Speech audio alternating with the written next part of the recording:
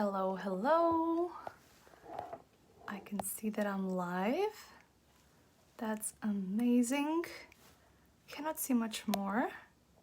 So I guess I'll just stick with this. I'm gonna check on my Facebook.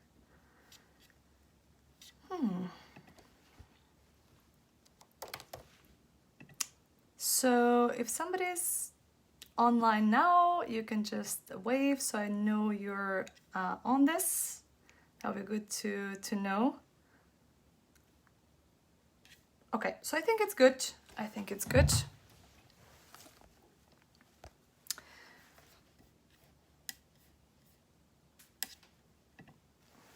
Perfect. Let's kick this off. I am Klementina and welcome. Okay, welcome. We have some people joining. So I'm Klementina. I am the founder of Epic Humans Collective. I am a shadow work guide and a holistic business coach.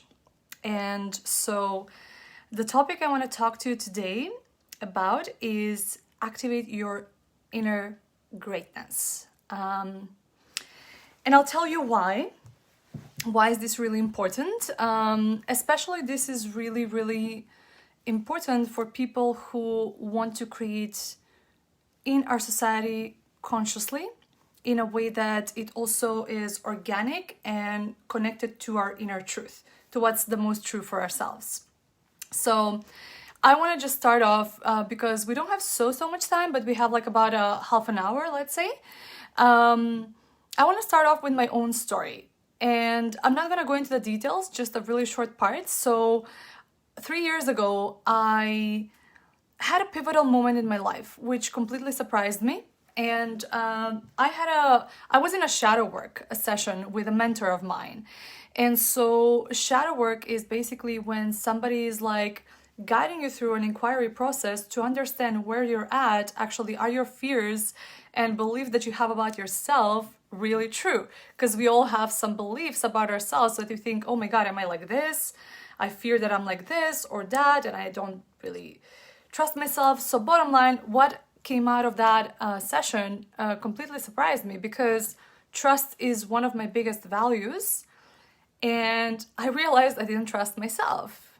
And that was a big hit for me. So a huge hit because, like trust was always such a big value for me. I'm like, wow. So I always saw it as something external, something towards others, but I never considered that actually it is me who I need to establish first the trust with. By the way, for those of you who are live, just in the chat, write it if you have any questions or if something's coming up or you want to send a comment or an emoji. It would be good to show some love. And for those of you who are watching the replay, feel free to comment and I'll make sure to respond once I get the chance. So nonetheless, this is really something that stroked me. And at that moment, like a lot of things felt like clashing down. It's like, oh my God, like, oh, hi, Sophia.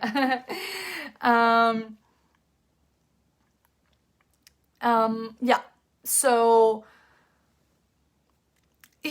it's really interesting because in our society, we're not taught that actually we have our relationship with ourselves, and that this is the most important relationship we will ever have, because it dictates all of our relationships, all of our creation. It dictates what we are going to do in our society, because self-trust is the baseline of everything.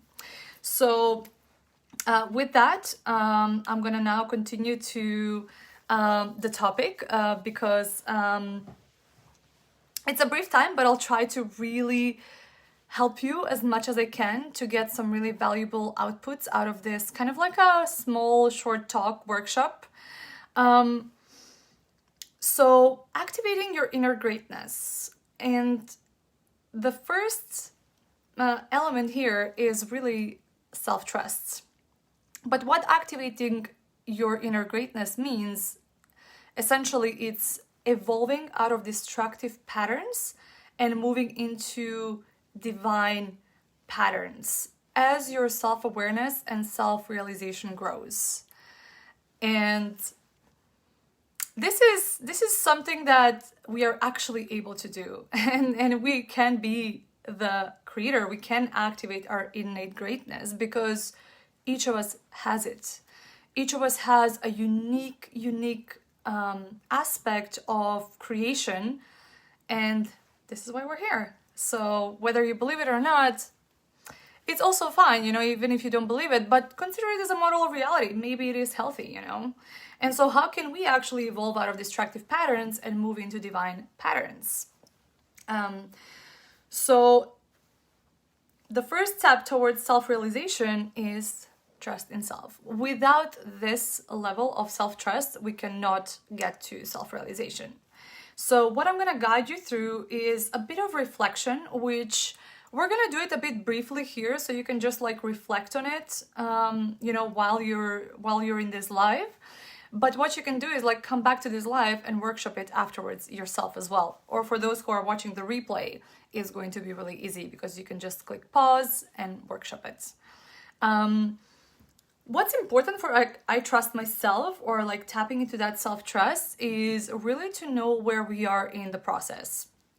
So where are you in the process right now? Where are you in your own process? What do you think? You may not know how to assess it right now, but what do you think? In which ways do you need to get real with yourself? Like really, really real. What's really working? What's really not working? Are you happy? I was like one of the happiest people. Happiest people. Like, I've always been a happy person.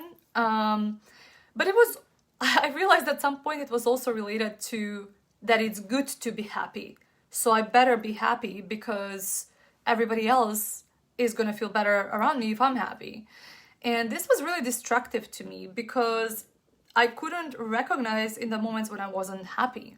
And so a few years ago as well, there was like this discussion with a friend of mine. We were on an island close to Bali, and he was just insisting on this, like, are you happy? Are you happy? It's like, yeah, and that finally turns out like, no, I'm not happy actually. So it just came out, but it was so difficult for me to recognize it. So yeah, just think about it, and the best thing about this is that when we recognize it, we can actually do something to change it. Because when we're in denial, this is when the challenge is. Because then we don't move, right? We're thinking like everything is fine, everything is good, but the ship is sinking, right? So we don't want the ship to sink. We want, if something is getting broken a little, to see what's actually going on, to recognize it. And, it affects us. So where are you unhappy right now? In which area, and what are you being unhappy about? And also, what are you not embodying as a value that you really, really value, or you talk about, or you desire? What are you not embodying? Like, I am not standing for it, only I'm being it. Like, I'm not standing for truth, I am being truth. It is very different, it is very different when we're being that. Do I trust myself? The $1 million question. How you can know, there's one little pointer here. Are you able to hear your innate desire and trust it? And are you able to differentiate between what's real and what's coming from social conditioning? So what's real coming from you or from your own true desire, and what's coming from social conditionings, from ego, from pleasing other people, or trying to prove something to other people. So knowing our desire is really important. Actually, we're about to do an exercise, so stick with this because you're gonna learn what is your core desire in a moment, your core desire in life. Finally, just a few pointers about, so we went through where are you in the process? Do you trust yourself? And then do I understand? Actually, now the third one is, do I understand how the world works? this is important. I mean, do we understand how the world works? How it actually works? Are we able to discern between deception and reality, or divinity, you might call it as well? You could also think about, like, what is the model of reality you need to succeed? Which model of reality serves you, but is also like nurturing your heart? Because deep down, we as humans, we know when something is off, or when it's not really true to our soul. And like, we often make assumptions here. What is the model of reality we want to embody to succeed, right? This is the question. So often we make assumptions, and then we create definitions, and this becomes our reality for us. Like, so it's really, our reality is based on assumptions and the definitions we make about those, but it's not necessarily true. So in the next in a bit, I'm going to explain to you more about that. Hi Tina, hey Sophia. If you have any questions, let me know as well. And finally, like, about understanding how the world works is, how do I create organically in this world? So creating organically is really about creating from uncovering the layers of, like, social conditionings, some deceptive beliefs that I had that really didn't serve me, weren't even real, So it's about peeling the onion, but actually consistently creating something that's actually really true to who you are. So how do you actually create organically in the world? Do you know? Are you aware of that? Or do you just go with the flow? So let's do an exercise now together, and this is going to be, I'm going to guide you to really tap into your core desire in life. And so what we're going to do is we're going to take some deep breaths. So let's take 3 deep breaths together. So just get yourself in a comfortable position on your seat or wherever you are, and just take a really deep breath. Inhale all the way in your belly, navel, chest area. And exhale. So make the breath seamless, deep. So we're just taking 3 deep breaths to ground ourselves into presence. So continue breathing. 2 more breaths, and we will do a little exercise to discover your core desire in life. So as you continue breathing, I'm going to ask you a question. And I'll give you a few pointers so you can actually keep on having your eyes closed and just keep on breathing. I'm going to ask you a few questions, and I'm going to give you a few pointers. Trust your intuition. Whatever comes up first is probably the right thing. So what is the single most important thing for you in life? What is that single most important thing that without it, you wouldn't be happy? And you know that.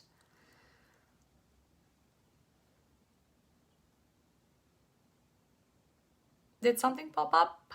If it popped up, let me know in the chat. I'm gonna give you a few pointers, so just continue breathing and stay in that, like, presence area. So a few pointers about what this could be. This can be freedom. This can be wonder. It can be love. It can be presence. It can be creation. So something really that you truly desire. Oh, awesome. Peace. Yeah, that's brilliant. That's exactly it, And if you know that, for freedom, right? Yeah. So, when we know this, and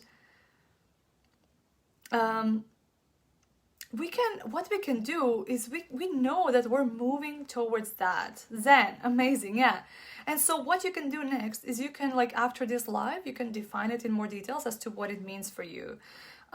What's really important to know is that you're heading that way, and probably your soul mission has to do with freedom, or with a peace, with Zen. you know, whatever you came up with.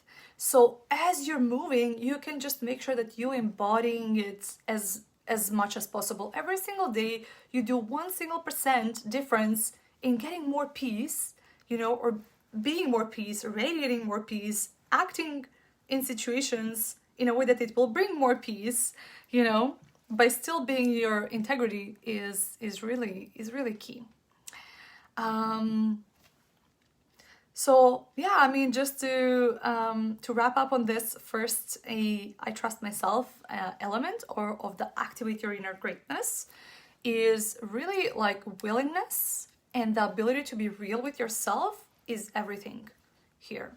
So be real with yourself and be willing to just make it happen, and you will make it happen, I'm sure. Where we're going next is we're going to discuss briefly about your genius soul mission, but you'll see from which angle we will talk about. And this is going to be, well, it's not going to be so long more. So like, I think we have like 5 or 10 more minutes.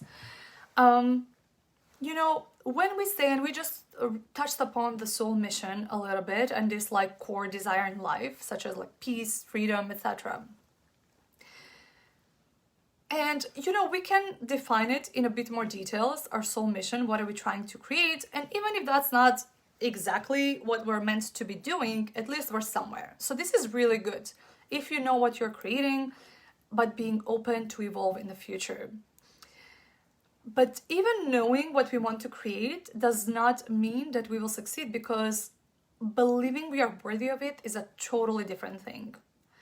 And so sometimes it's really about believing if we're worthy of what we're trying to do, but it's also about, are we subconsciously maybe fixated on some ideas about ourselves that are actually like, you know, creating the whole reality around us, and we're not even aware.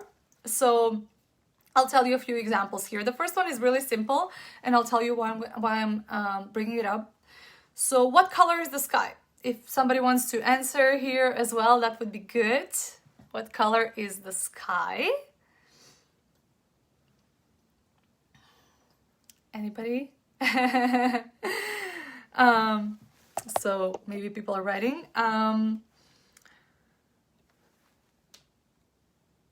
The sky is blue, right? But is there white? Okay, it can be white. But is there really a sky? You know, there is no sky. There is no sky as such, as we believe it, you know, as we perceive it, maybe. So we have a definition about the sky, but the sky is not necessarily there, you know. It's the infinite out there. We just perceive it like that. So this is how deceptions work. They can look as something, but it's not necessarily true. It's not necessarily real. So this was a really simple example, but let's talk about like ourselves. The clouds are white, yeah. But let's talk about ourselves, you know. Do you, thanks Carmen, thanks Paula. What are the beliefs and stories that are creating your suffering right now, that are creating your pain right now? So I'm gonna guide you through a few examples so you can actually figure out if you're here, or maybe you've cleared a lot of them. If you've done some shadow work. Feeling of your inferiority. Do you ever feel inferior in certain groups or in certain ways? Do you feel like self-doubt? Do you feel like a lack of self-worth? As in like, I'm not worthy to do this. I'm not worthy for this man, let's say, like whatever kind of like feelings of unworthiness. We may think there are other people who are better than us. So we can be like, why am I gonna do this when this person is so much better than me, you know? But we fail to recognize that they've been there in the game for such a long time. Of course they are, you know, of course they're better than us in that now, but you know, everything comes with practice. And if we really, really love something, and it comes from our soul, it comes from what we're meant to be doing, we will find our own path, and we will find our own space in that, whatever that is. And so we're definitely going to be different than that other person who we admire, and maybe it keeps us from even acting. So yeah, if you think there are other people better than you, just mind your own business. That's really important mindset framework, let's say, or model of reality, if you're willing to adopt. Some people are hiding and not wanting to be seen because we may think that there is something wrong with us. And if we show more of us, then people will find that about ourselves. So people will discover what's wrong with me if I show up, or if I show up in that way or this way. So the way I'm showing up here is really like, it's not so prepared, you know, I just have a few notes. And so, of course, I could go wrong and stuff like that. In the past, I would be super scared probably to do this because I had a fear of public speaking. But, you know, like when we dive deeper, that was just all stories that I had. And the moment I dealt with those stories, now I can go live without much preparation. So, of course, the practice helps as well.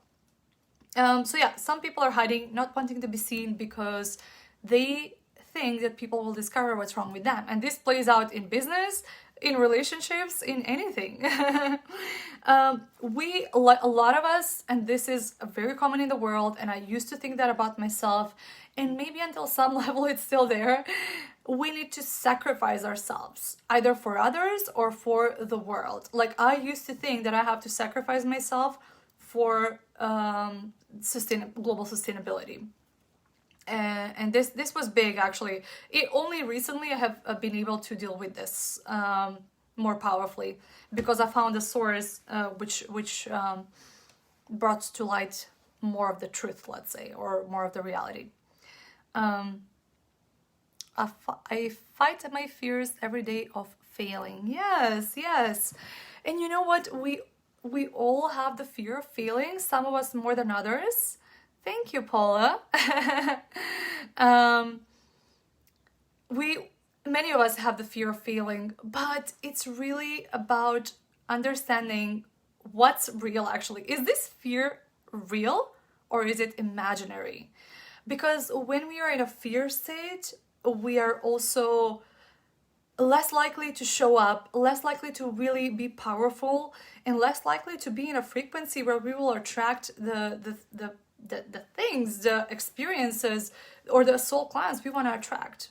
So it's really, really important. And so I truly propose, like, if you haven't done some deep inner work, to really start there, start getting to know you, what's really true for you. And we're doing this, you know, you can start with this workshop. Just watch the replay and just continue doing that. And the other thing about, like, where are we in terms of beliefs and stories we may be projecting or creating in our life, or just believing but they're not true, is we want to fix others. And I used to be so out of it. It's like I was trying to fix my whole family. And you know, that all it created is suffering and like distancing us.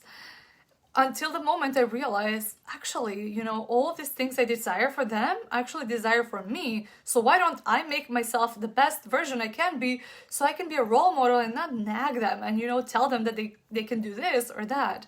So it's really, really, wow, it's fixing others is a way for us to escape actually working on ourselves, or working on what's really, really important, because our own creation in the world is the most important thing. And I know that some of you will disagree with this, but I've heard this also from a mom. You know, and I'm not saying like family is not really super important than children, but like what we will create in this world is like so important, because this is our unique creation, what we're meant to be doing here, you know, the lessons we're supposed to learn, how we're supposed to help actually as well. So I hope that you get that point. So write in the chat, are you struggling with some limiting beliefs? Some people wrote it already. That's amazing, and thank you so much, Shalonda Adams. Oh wow, thank you. Yeah, you know, she said your look is phenomenal, and I can tell you, you know, I used to have a belief that I'm not beautiful, that I'm ugly. And when my belief changed, I changed. And now I actually love how I look. But a big portion of my life, I didn't think that. So this is also another proof to say that really what we believe is actually creating our reality. So I guess finally, just put it in the chat if you're struggling with some limiting beliefs. It would be good to know, just to get the ball rolling, start getting vulnerable with each other, and just see where we're at.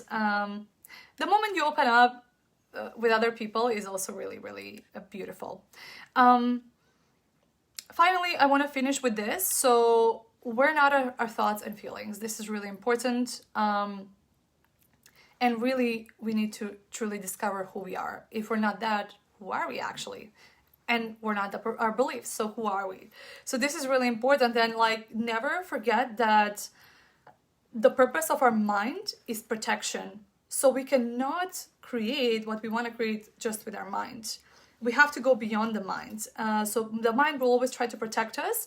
And so this is where, somebody said, I fight every day with my beliefs of failing.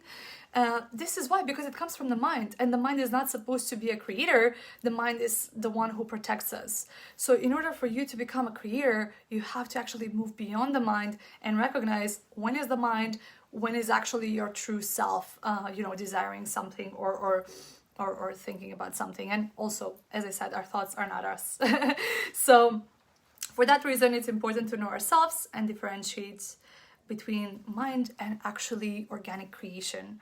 So with this, we're almost ready. I just want to also tell you that this is just the first steps of a mastermind that I will be running tomorrow and the day after.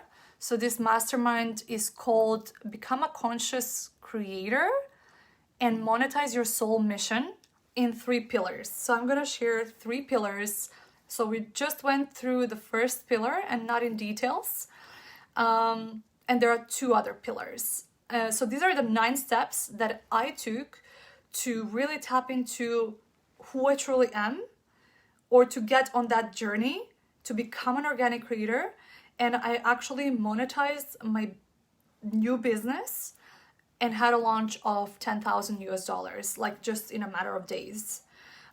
So this is really, I'm going to share all the steps with you that are going to help you to do the same if you just implement them. So yeah, it's a no pressure masterclass. You're welcome to join.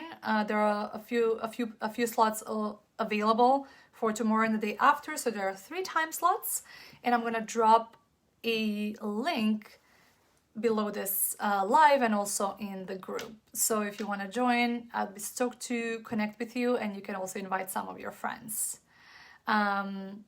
So yes, mastermind 24th and 25th of March. You can choose a date, you can choose a time. There are 3 time slots, and the topic is Become a Conscious Creator and Monetize Your Soul Mission in 3 pillars and 9 steps, which I exactly took to launch my soul service, let's say. It's free, so maybe I'll see some of you there to do a bit more work. So thank you so much, and feel free to make some more comments or make some questions. I'd love to answer them when I get a chance. So wishing you a beautiful day.